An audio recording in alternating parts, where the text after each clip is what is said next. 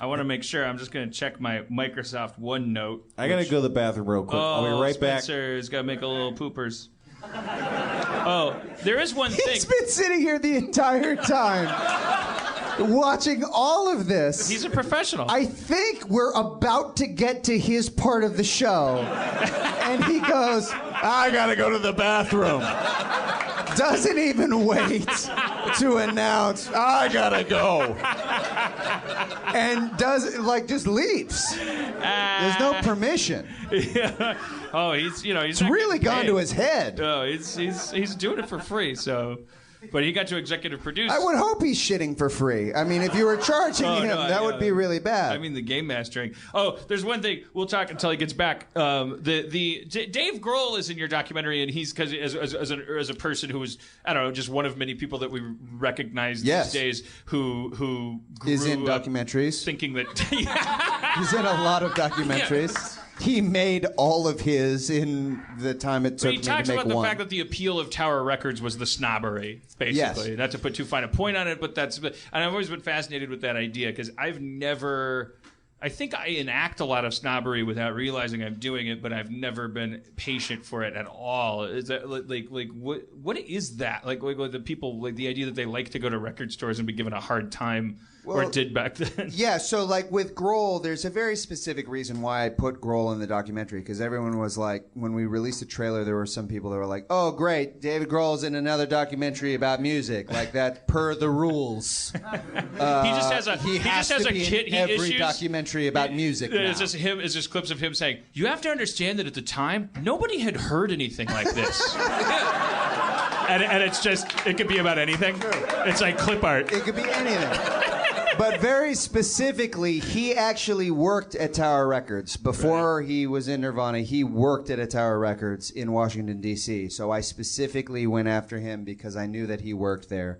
And he talked a lot about the fact that a lot of the people that worked at music stores, at record stores, have a tendency to be pretty snobbish. They haven't been. I got to tell you, I can't wait to see this because the tower that was here on Sunset Boulevard when I moved here in '83, which I think was the year it opened.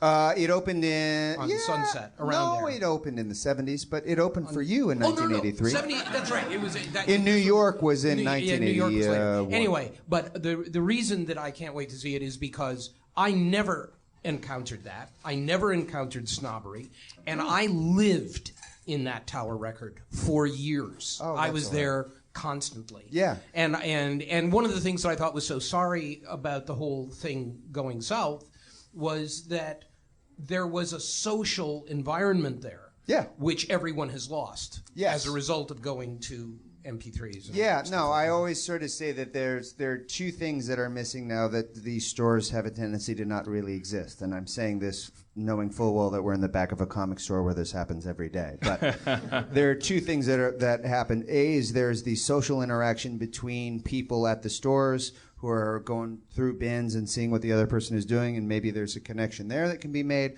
or there's at least some sort of connection being made between the person that is taking the money and the person that is giving the money. The only difference now is that I don't remember what I was doing when I downloaded some song. There's no special moment of like, oh man, I'm about to download this that is going to change my life. Or like, man, I remember where I was when I downloaded this.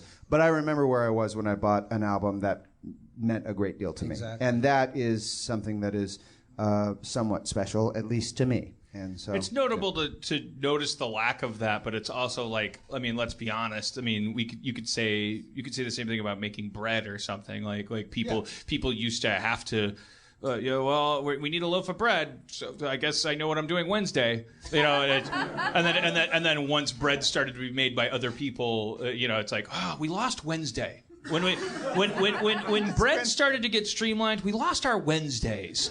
It's true, but it's not necessarily good or bad. And I feel